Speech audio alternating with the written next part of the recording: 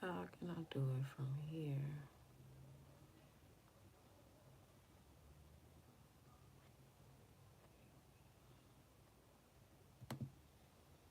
Hello?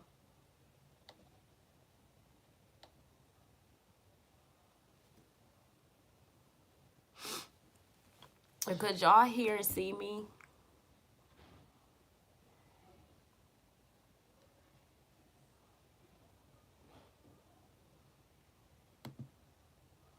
If you can hear and see me,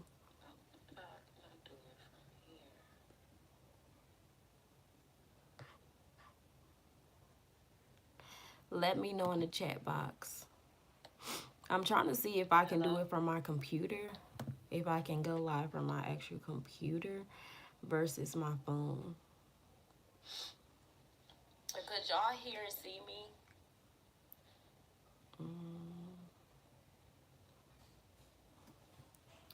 I see that it's 4 people in here. When you guys received the email, did you receive it? Did it come to your primary mailbox or did you have to go to spam?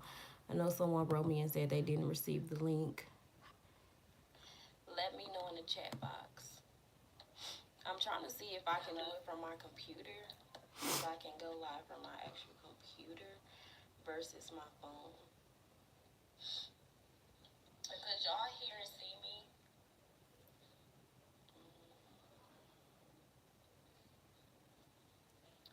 I see that it's 4 people in here. When you guys received the email, did you receive it? Did it come to your primary mailbox or did you have to go to spam? I know someone wrote me and said they didn't receive the link.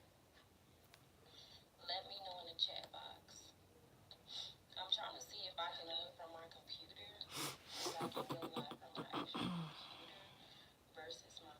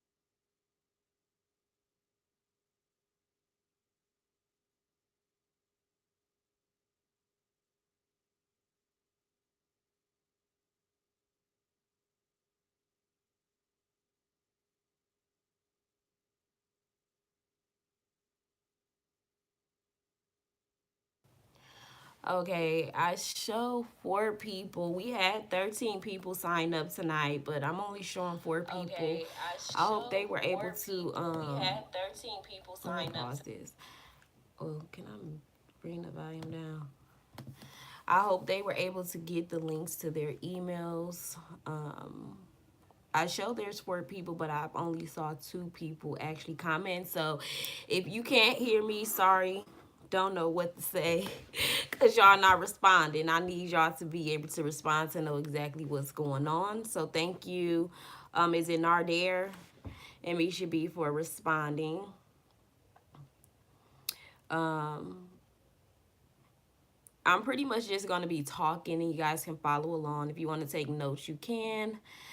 I'm pretty much just going to be talking and then we'll do like a question and answer at the end of the video. I don't want to keep you guys for too long because I know it's kind of late. And if you can't hear it in my voice, I am sick.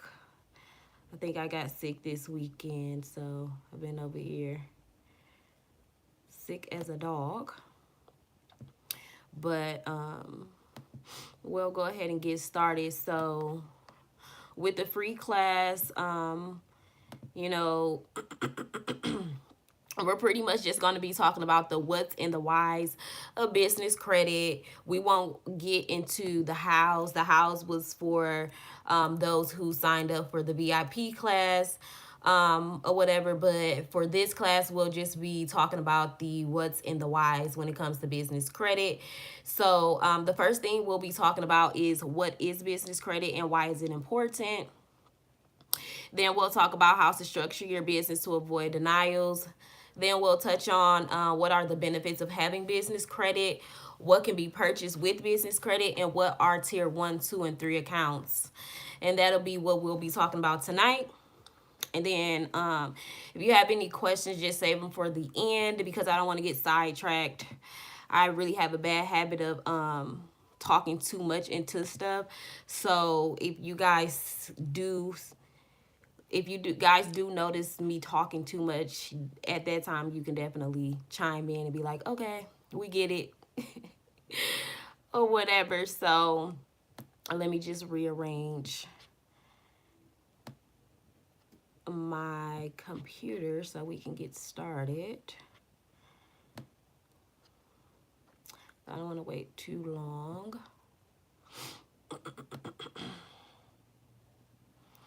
Oh man, I took Canva off.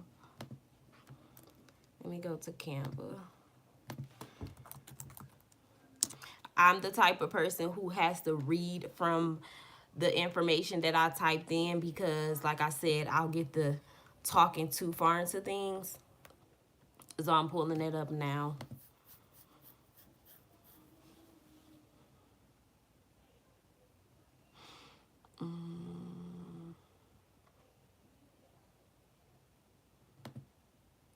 How are you guys doing tonight?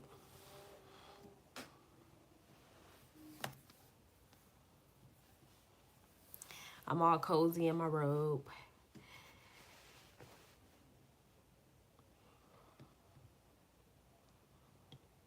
Is anybody here from Instagram?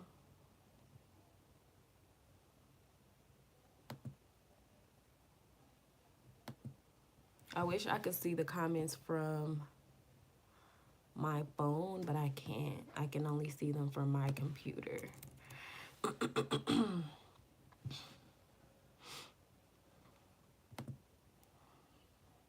And I'll just briefly introduce myself before we get started. So my name is Princess. That is my real name. And I've actually been building business credit since about 2021. I originally registered my business in 2020. It was June of 2020 when I first registered my business, and I didn't actually learn about business credit until a couple months afterwards.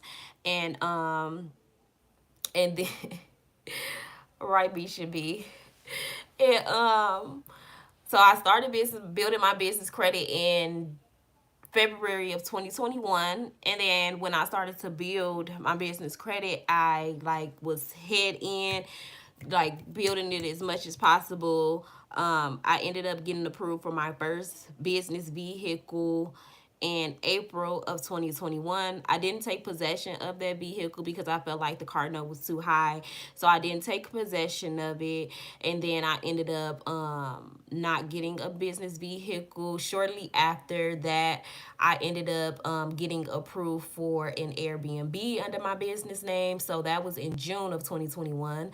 And I had an Airbnb for a couple of months. I ended up stopped doing that though because the leasing office who I had, the leasing agent who I originally signed my lease through, he didn't tell me that we couldn't do Airbnb in that building, and I literally told him exactly what it was that I was wanting to do. And then eventually, after spending over $10,000 on the Airbnb, it was a 2-bedroom, 2-bath in a very high priority area, so it was doing really, really good. So I only had it for 1 month, but that 1 month that I had that Airbnb, I was able to generate over $5,000 in income, not including the rent that I paid there. And the rent was about almost $1,800 for that Airbnb. So I actually generated about a little over $5,000 from the profit over $5,000 from that Airbnb, and that was fully in my business name. I didn't have to show any documents. I didn't have to PG it. I literally just gave them my business information, and I was approved in under 24 hours for that apartment. So you are able to get cars in your business name. You're able to get apartments in your your business name. You're able to get home loans in your business name, commercial loans. You're able to get a lot of things in your business name. So just keep that in mind.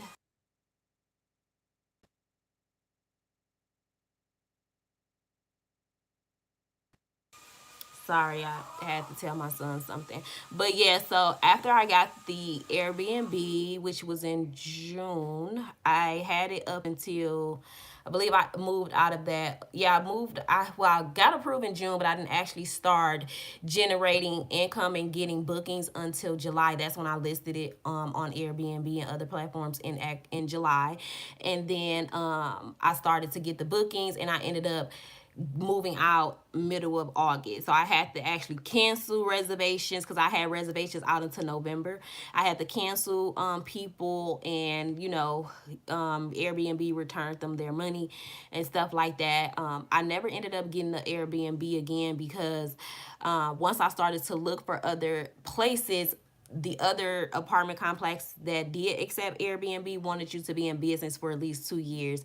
And at this point, I had only been in business for a year. And well, had it even been a year? I don't think it had been, because I started, what I say, in June of 2021. I mean, in June of 2020. Oh, yeah, it had just became a year. June of 2021 is when it hit the year mark. So they wanted you to be in business for at least 2 years. So I didn't.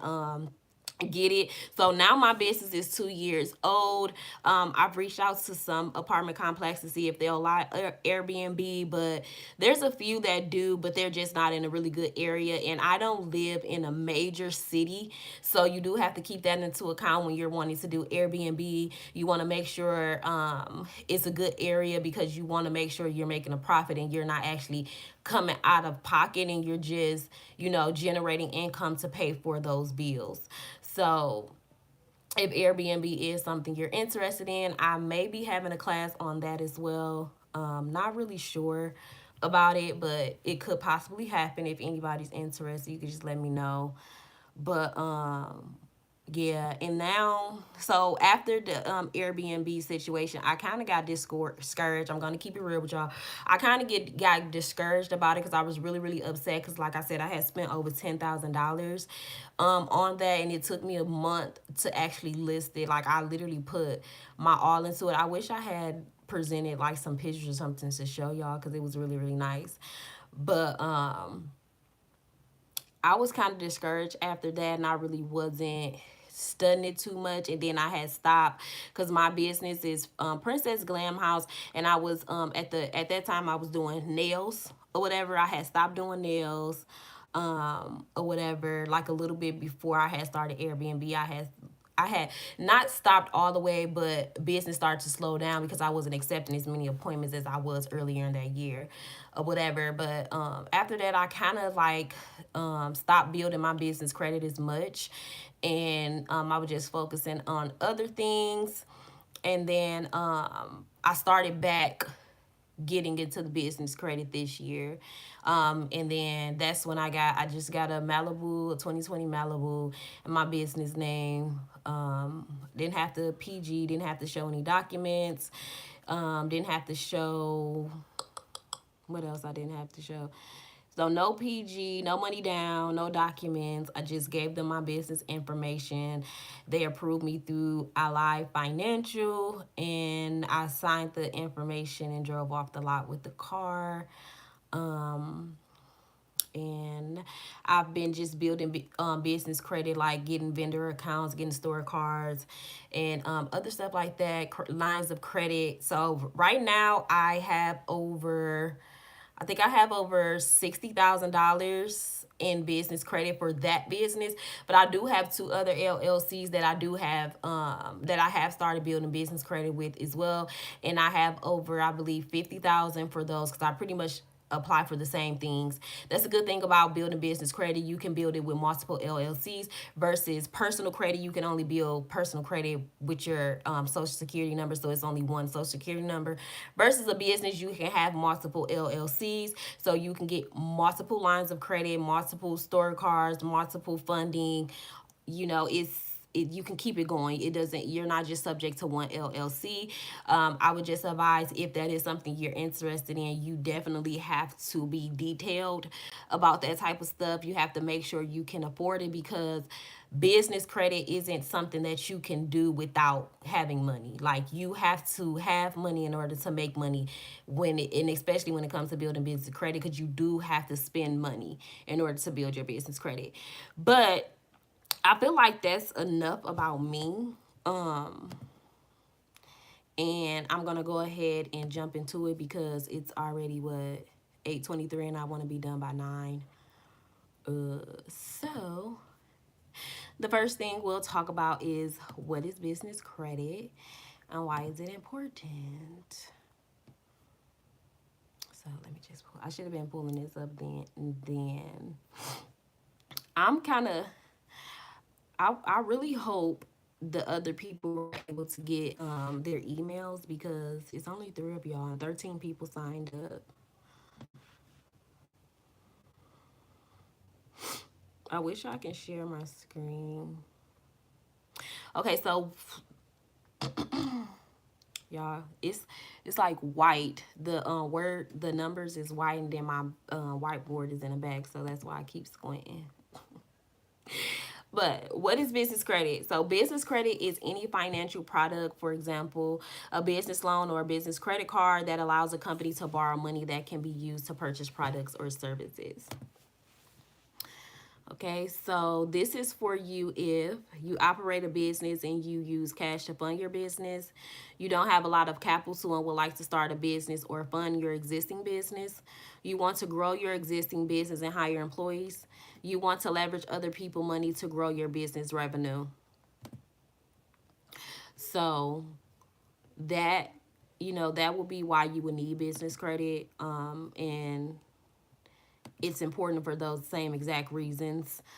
Just because with business credit, you're not using your cash, you're actually using other people money in order to generate income. So I know a lot of times people start businesses and they feel like, well, they maybe use their savings, or they may be, just using the money that they're generating. They're generating whenever they, the revenue they're generating from the business, they're using that money to invest back into their business, instead of using other people's money to generate income. And then once you start generating that income, you pay back the money that you loaned from other people, and then you're not actually using any money out of your own pockets. So that's pretty much why it's important, because you have the opportunity to use other people's money.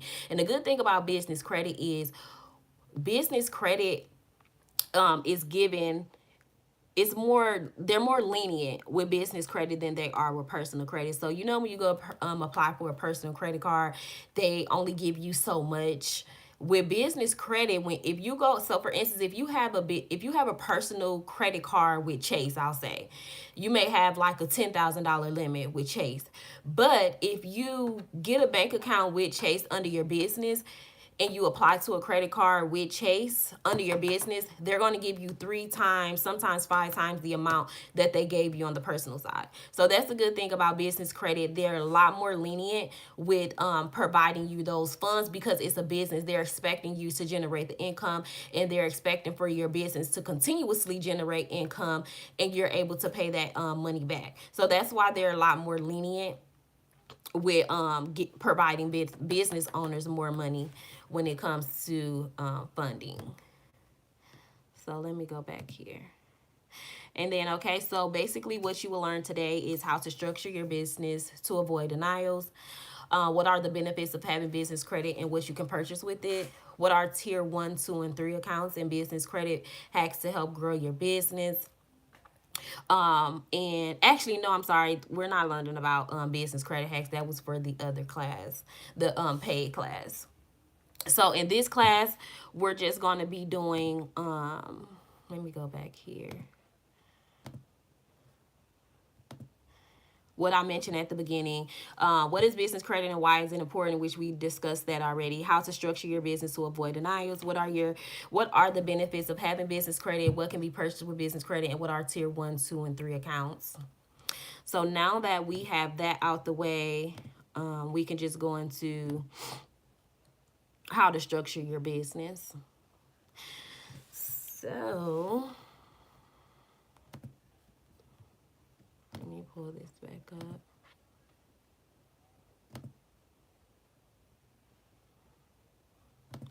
Okay, so when it comes to building business credit, the first thing you want to do is search for your business name and make sure I'm stuttering. And make sure it isn't already taken. So you want to check your Secretary of State Business Services to search for your business name. You want to also search Google, and you want to search to see if the name is trademark in your industry. So what I mean by that is, so we all have a Secretary of State for our state. So they have a business services page on the Secretary of State where you can actually go in and search a business name. So I know in Indiana, I'll just type in Indiana business search, and it'll take me directly to the page where I can go search and see if a business has already been established in the state of Indiana. And then also, because I don't want a business that someone else in another state may have, I'll go search Google for that biz. So if I have a biz, so for instance, when I decided to name my business Princess Glam House, I searched for it on Indiana. I didn't see anyone had it, so then I went to Google and searched it. I don't think I seen that anyone had it there. And then I didn't know about trademarks back then, so I didn't go to search if anybody had a trademark. Luckily, nobody has that name trademark now that I know about trademarks. But I would definitely suggest that you check the trademark website to see if anybody has trademarked your business name in the industry that you're operating in, because with trademarks they do have different forms, like different ways. I don't know exactly what it's called, but there's different basically levels. Like you can get your business name trademark in like a fitness or something like apparel, or you can do like education. You just interrupted, ain't he? So it's different. I forgot the name of it. Like I have a paper right here. The website is uspto.gov. And again, that's uspto.gov to go and search for trademark. It's trademarks, and then it says trademark electronic search system. TESS is the abbreviations or whatever, to go and see. For instance, I was looking up a business name that I have to see if it had been trademarked, and I seen that it was. So I went to see what was it trademarked in, and it was trademarked in educational services, namely classes, distant learning, instruction, and seminars in the fields of photography and videography. So that name I would want to do in educational services too. So it's just like, dang. So now I have to go do some more research to see if I would actually be able to trademark that name in like the financial services, since they have it in for photography. So just keep that in mind. You want to do your research on that type of stuff too, because you don't want to be operating a business and then you find out later that it's trademarked, because they can sue you and come after the money that you made in that business if it is really, really profitable. So just keep that in mind. But yeah, so after you establish your business name and it's a go, the next thing you want to do is check to see if the business is considered high risk. You want to also avoid putting any high risk names in your business name. And if you run a high risk business, you may want to go with consulting as your industry, and then you want to create a DBA, which is a doing business as.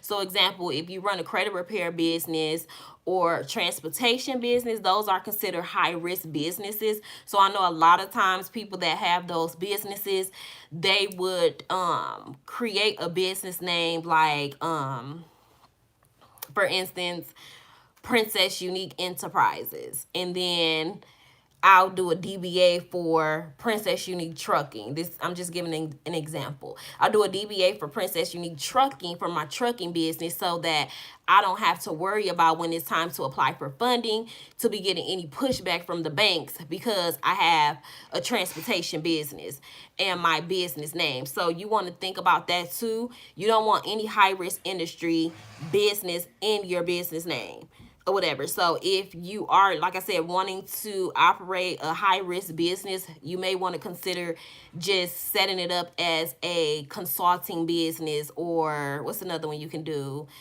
Educational services business, something like that. Those are low risk businesses. So that's something to think about. And you can look up how you can go to Google, like you can type in Google what are high risk businesses, or you can type in whatever it is that you want to do, like is transportation a high risk business, is credit repair a high risk business, and then do your research going from there. Or whatever. So then the next thing you want to do after you've determined if it's a high risk business, then you would want to, well, then at this point, I would suggest that you go ahead and start setting up the business. So what I was, because typically people would say get the LLC. I wouldn't suggest getting the LLC just yet. I would suggest that you go to obtain your business email address. So you can do that through, I know I typically do it through Google with Google Workspace. And when setting up a business email address, you want to make sure that you do it properly. You want to make sure that your business address is info@princessunique.com. You want to make sure you register your domain. So register your domain first and foremost. And when you register your domain, typically they're going to, whoever you register it through, which I always go through Google, they will ask you if you want to set up an email address, you want to set up an email for your domain name, and that's when Google Workspace comes into place. So you set up your business domain, which is your website. So Princess Unique at, I'm sorry, www.princessunique.com. That's my domain, right? So when it comes to my business email address, it'll be info@princessunique.com, admin@princessunique.com, or pbeach@princessunique.com. You do not want to have princessbeecham@gmail.com. That's a personal email address. You never want to do that to your business. You want to always look like a legitimate business. So you want to make sure your email address, you own that domain. Right? So then you want to get a phone number, a business phone number, local or a toll-free number. So me personally, my business phone number is actually a Google Voice number. I know some people frown against Google Voice numbers, but I've literally been having this Google Voice number way before I even registered my business. I have been using it for something else. But basically, that number, I have not had any issues with obtaining funding or credit or anything when using that number. I have the Google Voice, but the thing with Google Voice is you have the option to do free, which is under personal, but they don't know if it's a personal number or not. And then you also have the option to do business with Google Voice. Business gives you a lot of more options. So I think it's only $10 a month. It does give you a lot of options. So when like, when you call a business and then they have the automatic person, the like automatic assistant person answer the line, and like I'm gonna transfer you to da da da, they'll say the person name, like if I like, they'll have you record your name like Princess Unique, and then you'll hear that person on the line say transferring you to, and then you'll hear that person's name. Or like you could set up an actual greeting, and they give you the options of the man voice or the female voice. So it's really, really nice. If that's something you're interested in, you can go on Google Voice and look it up. It's right on Google. It tells you the difference between the personal and then the difference between the business. So that's what I use for my business again. And again, I use the personal one, the free one, and those calls go directly to my cell phone. So if someone calls my business phone line, the call comes directly to my phone, and then when I answer it, it'll say like push, I think it says like push one if you want to be connected. Like it'll say the person's name or something. It'll say push one if you want to be connected, or send to voicemail. So I'll do whichever one I'm feeling at the time. And then if somebody texts the business line, the text message will come to your business email address, or whatever email address you have set up. It will come to that email address. And then that's how you'll know that somebody texts you. And then there's also an app on the app in the iPhone app store. I'm pretty sure if you have an Android, it's there too. A Google Voice app where you can just log in into the app as well. So yeah, you want to have a business phone line. It could be a local number or a toll-free number, and then there's also other places you can go and get a business phone number from. Even when you set up your business when you set up your business address, a lot of times the company that you go through to set your business address up with, they have the option to add on a business phone line too. So that's another thing to consider as well. So after you get your business phone number, now it's time to get your business address. I go through iPostal, and there's another one called Regus. So Regus is a little bit more expensive than iPostal. I know iPostal has them as cheap as like $9.99 a month, but I know a lot of times with that is they have the business address at like a Staples or like a corner store or like a mail center. I wouldn't suggest those ones. I would suggest going with the one that actually looks like a building that you can go into and sit down and work. Like they have office spaces that you can rent out and work, or they have just an office space that you can go out and that you can go to and work. So for instance, if you guys were to look up my business, which is Princess Glam House, if you were to look that up on Google, you can see the picture on the side where it's like a building. They don't have the pictures updated. It's like the construction of the building, but the place that I have my business address, it looks really, really nice. It's like the big tall building with the windows. It looks like, it looks luxury. It looks like an office space that I go in and I can work or whatever. You don't want it to be looking like a church, because I know sometimes they have it at churches. You don't want that, because you want the presence of your business to look like an actual business, especially when it's time to go get big funding and cars and stuff and houses and stuff like that. You want it to look legitimate if you don't have a brick and mortar.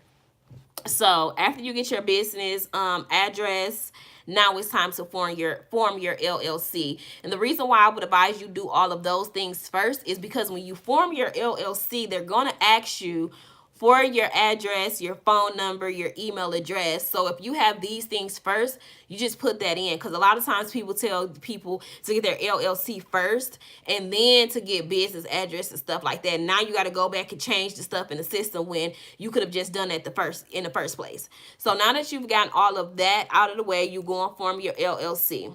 So forming your LLC, you would do that on your Secretary of State. So this is normally between $50 to $300, just depending on your state.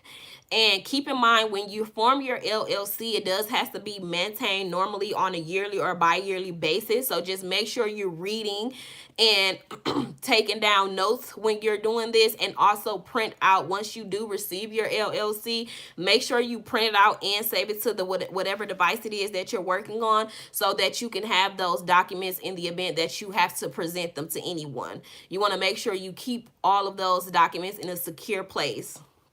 And as far as when you'll get the LLC, it could vary by state.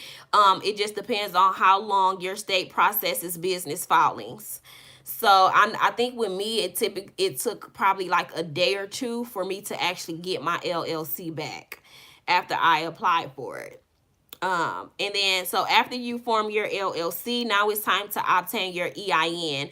And before we get to EIN, just in case nobody knows, LLC stands for Limited Liability Company. Your LLC is formed to separate you personally from your business. In the event that someone tries to sue you, your business is separated from you personally, and you're able to operate in your business strictly under business. However, you have to go by the rules in order to be protected if someone sues you. Because if you're commingling funds, if you're doing negligence in your business purposely, don't think you're going to be okay just because you have an LLC. You have to play by the rules. You have to do things legitimate in order to be protected. And then I will also advise that I would also let you guys know that a LLC isn't all the protection you will need. A lot of times you will need to get business insurance as well, especially if you're providing a service to people. Sometimes even it's important to do it for a product, but that's something you can do your research on if it will be best in your interest to get business insurance on top of a LLC for extra layer of protection. But yeah, so after you get your LLC, now it's time to get your EIN number, and your EIN number stands for Employer Identification Number. That is your business Social Security number.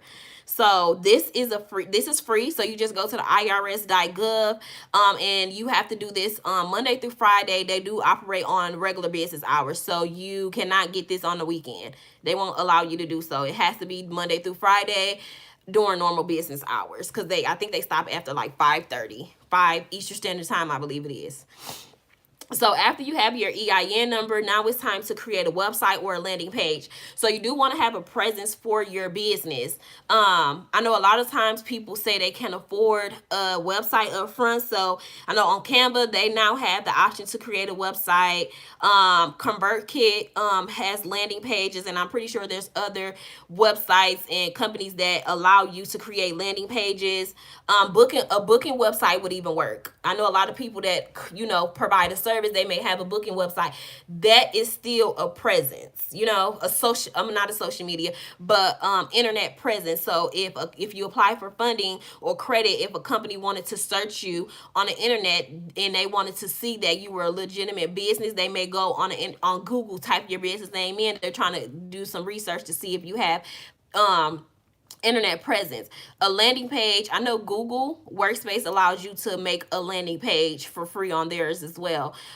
So just if you don't have the means for a website right away, or you don't feel like making a website, just do a simple landing page, just something that someone can go on to and see that your business is legitimate. And then on your landing page, you just want to have the basics: your business name, your business number, your business email address to contact you, and your business address. You want to just have, and also what it is that your business do, so that they can see exactly what's going on. When you get to filling out that information, they have something to research and fall back on.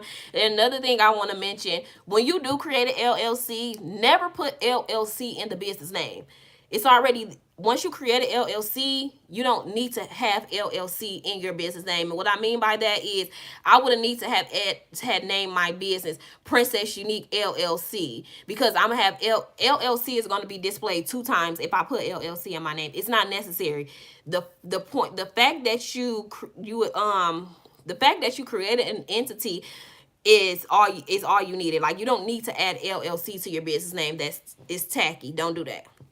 And it's tacky, and it also shows that in my opinion, it shows that you may have not known exactly what it was that you were doing, because why did you put LLC in your name when you already selected to be an LLC? Like, you don't do that.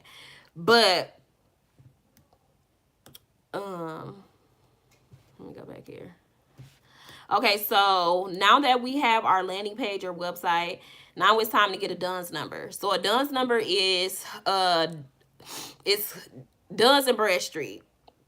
This is the number that you need to be able to obtain funding and credit through your business. So this is also free. So you will go to what is the website? DNB.com. DNB.com to get your DUNS number. It's free. It could take, I think DUNS numbers sometimes can take 2 weeks.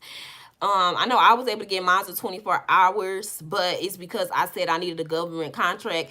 I think that they stopped that option because you no longer have to have a DUNS number to be able to get general contracts. So I don't know if they still have that option available. I haven't created LLC in a while or helped anyone create one in a while, so I'm not 100% sure, but you can do your research on that. However, it could take 2 to 30 days sometimes.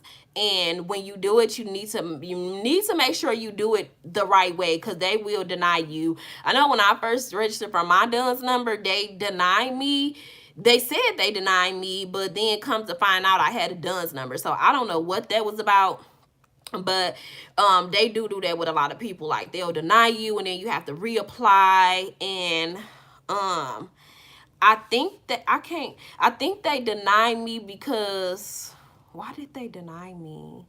I believe it has something to do with my do they ask for the NI? It's a code called, it's this number that you have called a let me see, what is that number? NAICS code. That's just like the business code that's associated with your industry. I believe that's why they deny me, if I'm not mistaken. But just keep in mind that it's a possibility that you could be denied. So just make sure you fill out everything correctly to the T.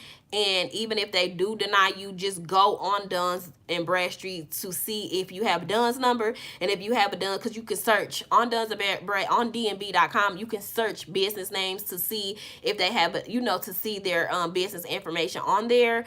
And if you go and search your business name and it's on there, you're fine.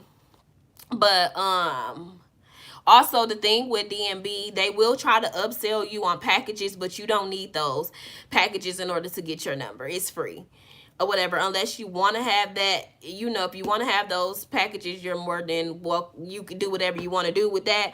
But just keep in mind, you do not have to upsell to get those packages. So then another thing you will need to do is list yourself on a 411. I think it's listyourself.com. That's what it is. Listyourself.com. You're listing your business phone number and your business name on that. After you get your DUNS number, this is, the next things you want to do to be able to get ready to build business credit. You want to also list your business on Google.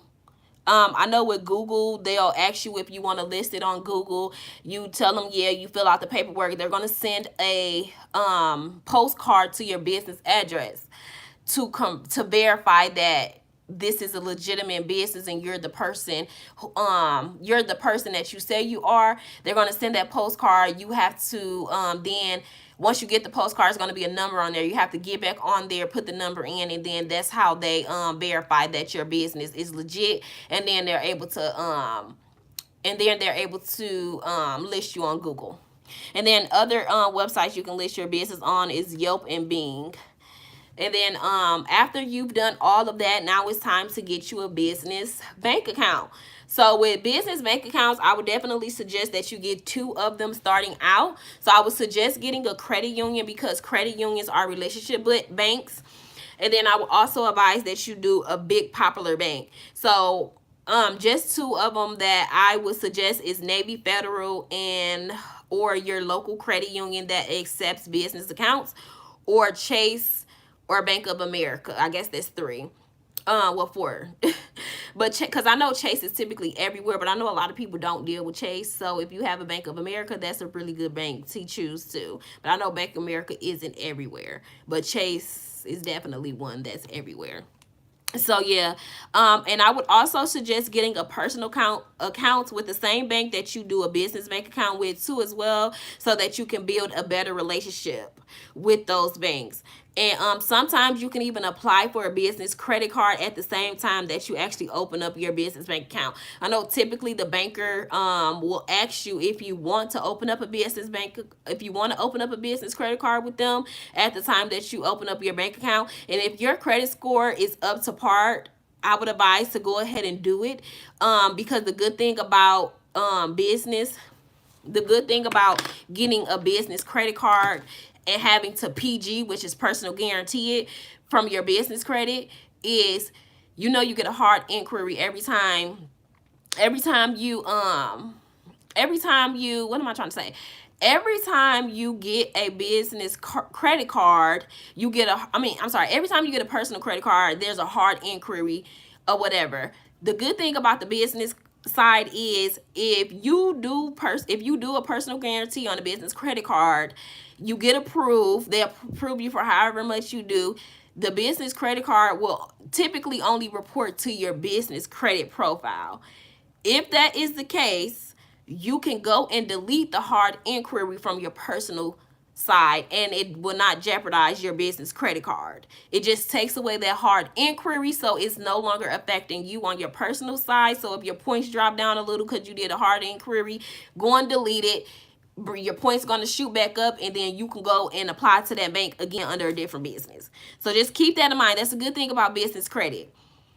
It reports to the business side, your business profile. It doesn't always, because sometimes it does. So you do have to be very careful. If you don't want it reporting to your personal, which I wouldn't recommend, make sure you do your research to make sure that the business bank card will not report to you personally.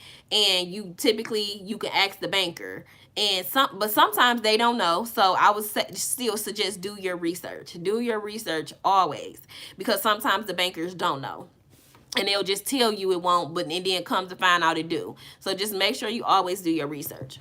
So then let's see. So after we get the business bank account, now we're ready to start building business credit. You've done everything you needed to do with that, and now it's time to start building your business credit.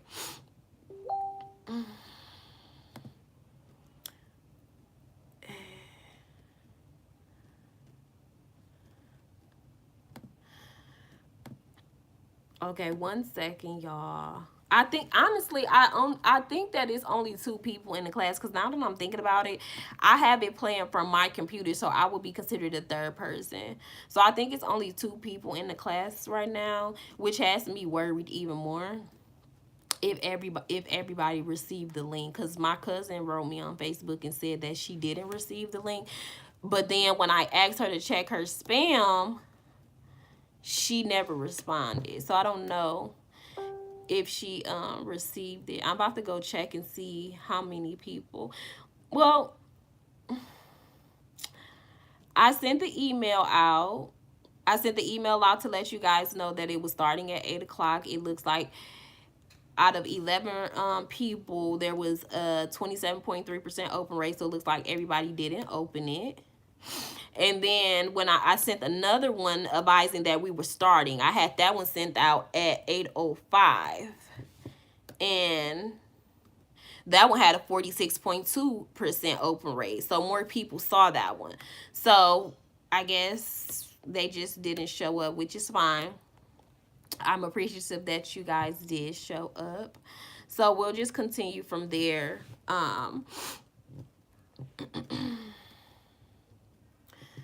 Let me go here.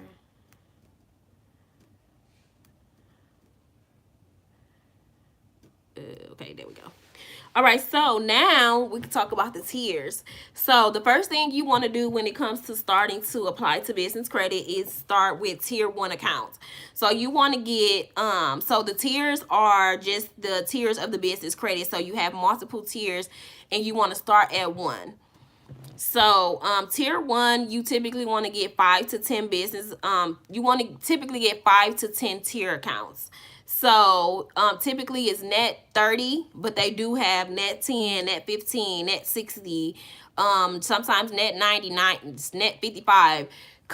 A lot of companies have different, but net 30 is the most popular. So the first thing, typically the first couple ones, I'll give you guys a couple. The first ones you want to apply to is Quill, Granger, Uline, and Amazon Pay. What is it? Pay to invoice? Yeah, that's what it is. Amazon Pay to invoice. The thing with Amazon, if you shop on Amazon, you need this. Like, y'all know, well, me personally, I shop on Amazon a lot, so that Pay to invoice does me good because it's a net 30. And they do also have a net 55, which is more like a tier 3 account. But the good thing about the pay to invoice thing. The only thing you need to have is your business properly set up. So they will not approve you for the Amazon pay by, that's what it's called, pay by invoice. I'm sorry, Amazon PBI, pay by invoice.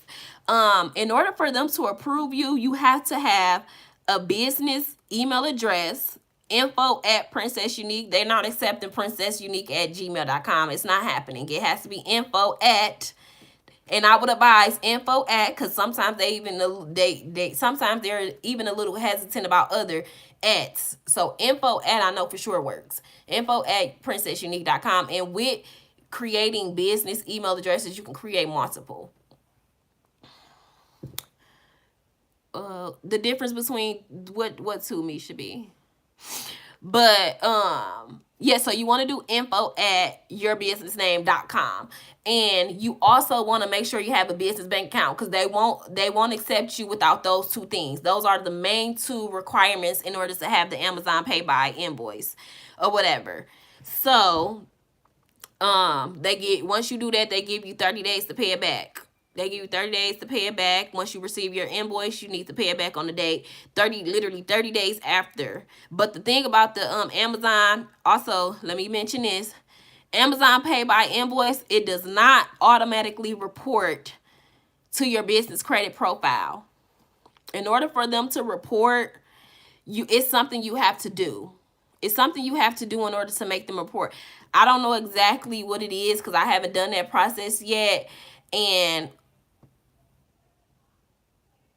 I can find out, but I don't know. I don't know exactly what it is, but I know that it's a way that you can get it to report. So I would just suggest, if that's something you want to do, like, because I know a lot of people use Amazon a lot, so that will be a really good reporting account for you. You can search it up to see what it is. Actually, I'm going to find out how it reports, and I'm going to make an Instagram reel on it. That's what I'm going to do. I'm going to make an Instagram reel on it once I find out how it reports, so that I can put that information out there. And then Uline is another one. I actually have a Uline book here. This is a Uline book. So Uline sells typically all type of stuff you need for your business, which a lot of this stuff is on Amazon. That's why I like the Amazon account so much, and I literally recommend everybody to get it, whether you get it to report or not. It's beneficial to your business, because y'all know Amazon got every single thing that you could possibly think of. It's very beneficial, and I didn't even have it I just got it this year. I just got Amazon Net 30 this year, when I should have had it when I had that Airbnb. But this is the Uline book, and it's a really, really thick book. It has all type of stuff in here that you can get from your business.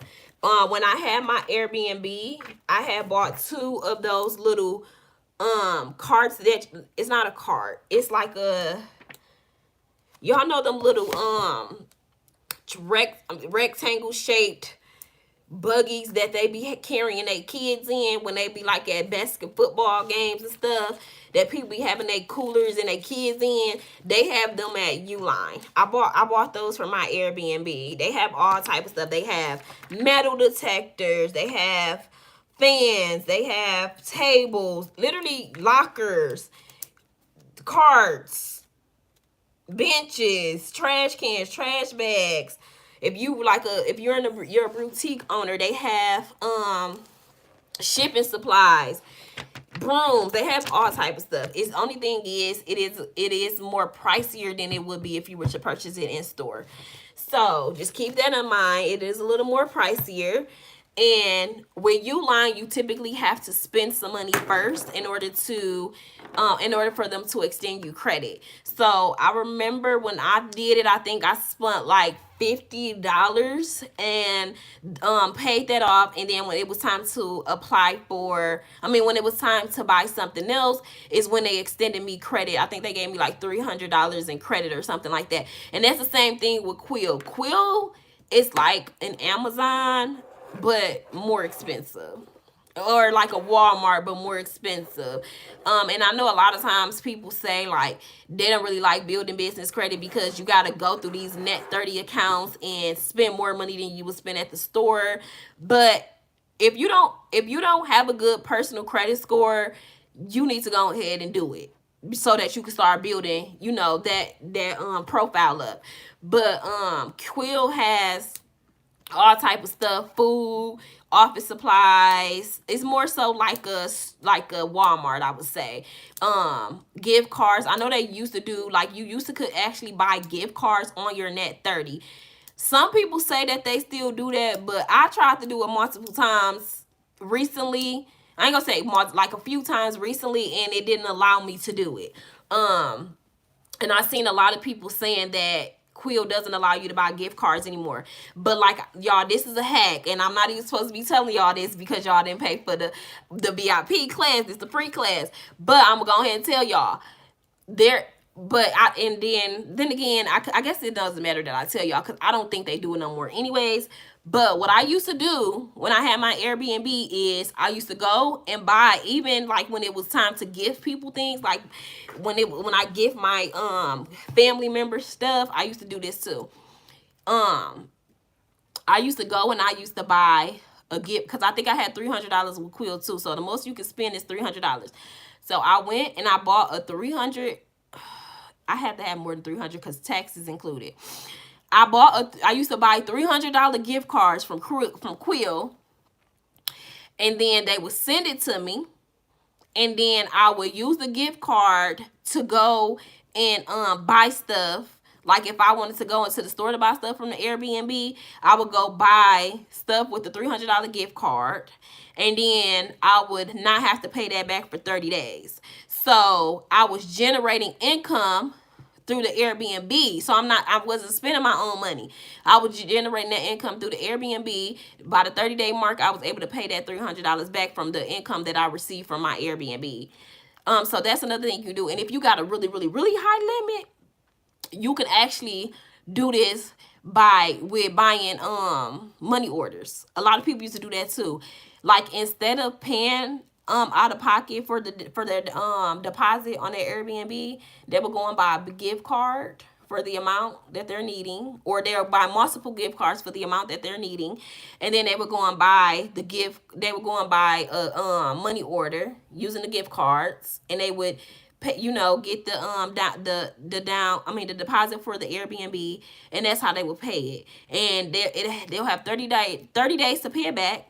And by that time, they done already generated income from the Airbnb, so they're not spending other their money. That's what a lot of people do, using other people money. That's prime example of OPM, using other people money to get further, to grow your business as a business owner. That's key.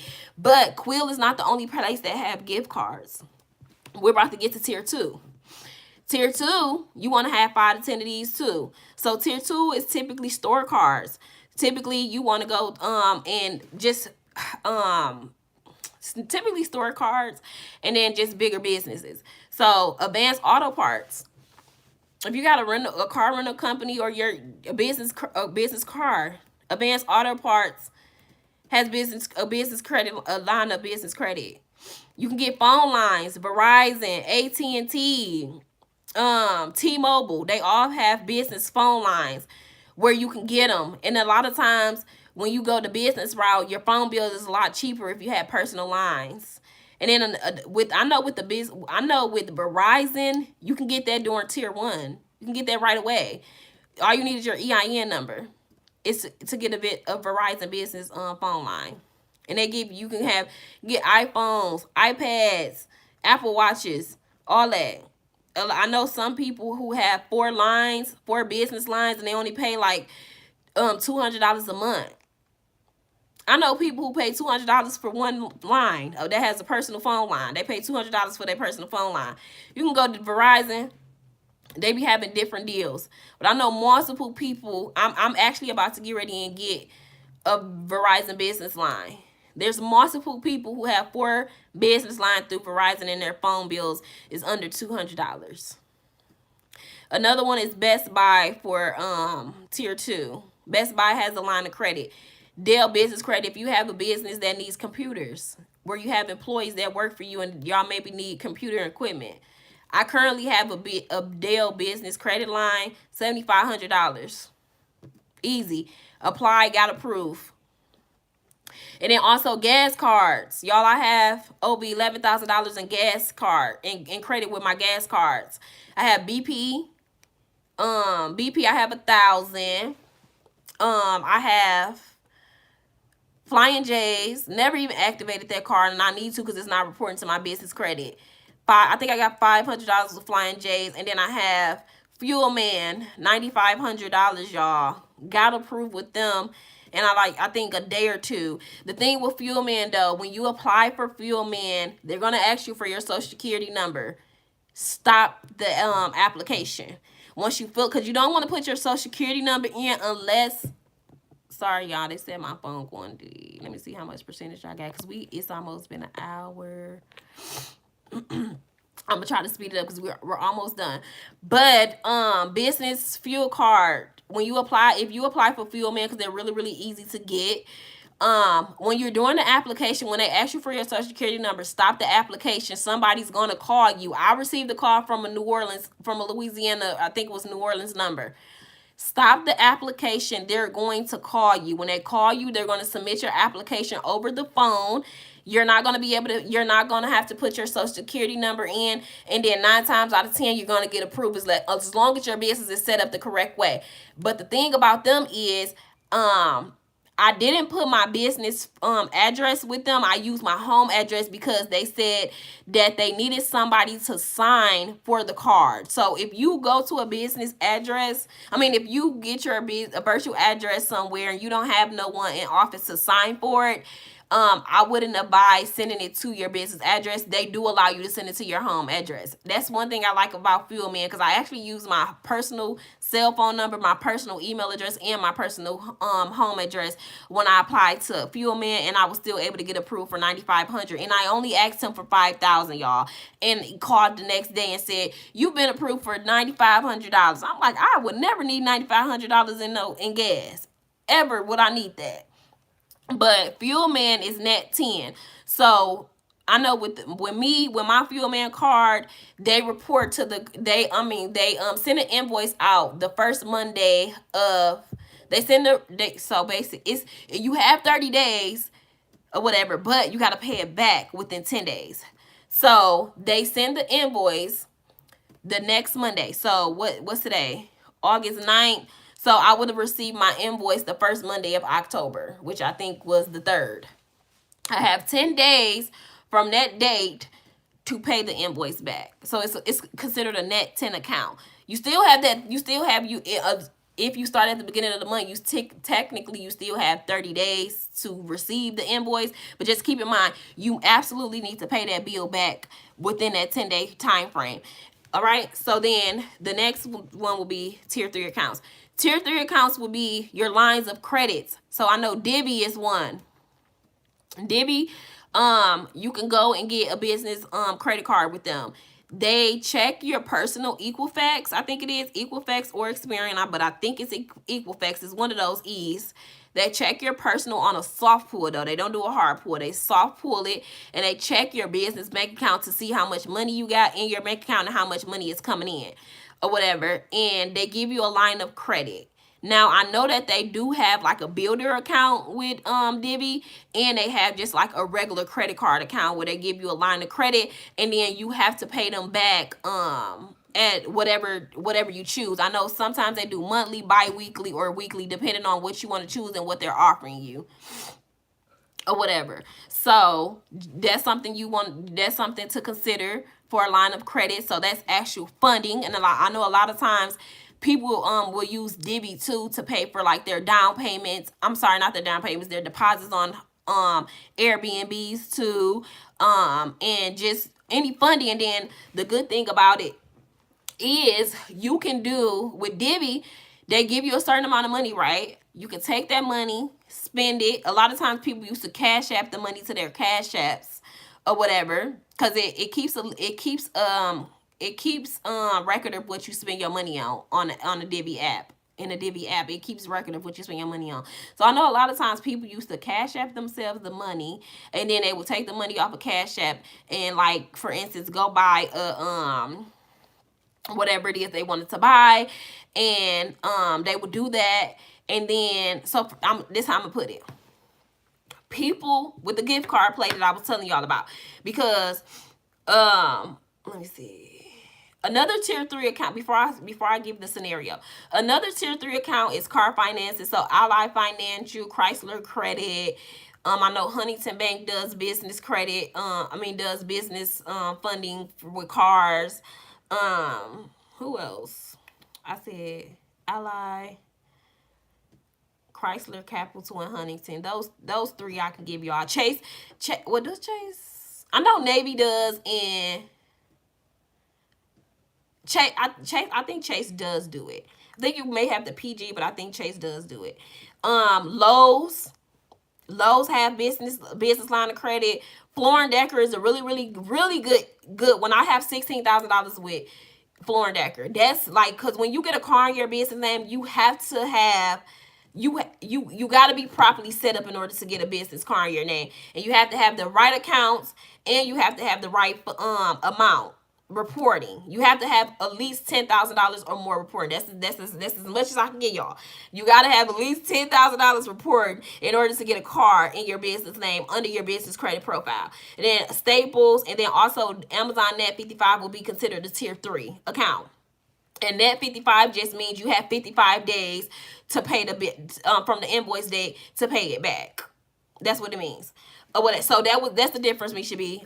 You have 30 days, and then you have 55 days from the invoice date or whatever. And well, not from the invoice date, from the date that you purchased, because when you get the invoice, it'll tell you the due date on there. It'll tell you when it's due or whatever. So you have 55 days to pay it back from the day that you purchased it, or you'll have 30 days to pay it back from the day that you purchased it.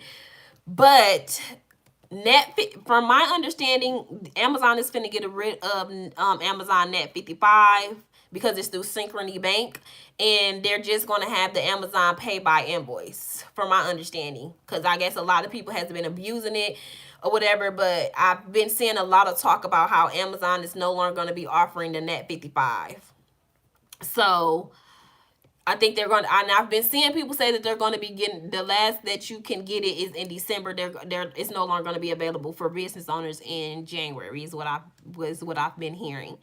But yeah, those are the tier accounts. But what the scenario is that I was giving y'all, which this is what I was giving in the bigger class. This is like a business credit hack that they do, but I'm fine with giving it to y'all. I appreciate y'all for being here. Like I said, I know that it's only 2 of y'all in here. But the hack that they were doing was, the people were going, because you know, gift cards, you can buy gift cards from Lowe's, Home Depot. They sell gift cards, right? So Sam's Club is another one. Sam's Club, a lot of people do. Walmart has a commercial account too. I don't know if they still have it, but I know they did. I've seen people say that they no longer have it, and I've seen people say that they do. If that's something you're interested in, just do your research. But Sam's Club has it. Sam's Club has a Net 30 account, and they have a MasterCard account. Both of them you can get with just your EIN number. You don't have to PG them. Your business just have to be properly set up in order to apply. However, the heck that people be doing is they'll go and buy a gift card, a money gift card from one of the stores that have a gift card that they have a Net account with, right? They'll go to buy the gift cards, typically money. Like, say for instance, if I have $1,000 gift card or 2 $500 gift cards, whatever the case may be, I got these gift cards, right? So I just go buy the gift cards using my Net 30 account. I go take the money off the gift cards by buying a money order from the post office, from the store, wherever it is that I want to go, because it's a gift card. And you know, the gift cards are typically look like debit cards, like the cards that you get from Christmas from grandma or something like that. They look like debit cards. So you go get you a money order, and that in the amount of the gift card, you take the money. You get a money order, right? Because I feel like I'm rambling. You get a money order. And then you go use that money order towards, maybe, say for instance, you have $1,000 deposit. $1,000 deposit that you have to put down on your apartment, right?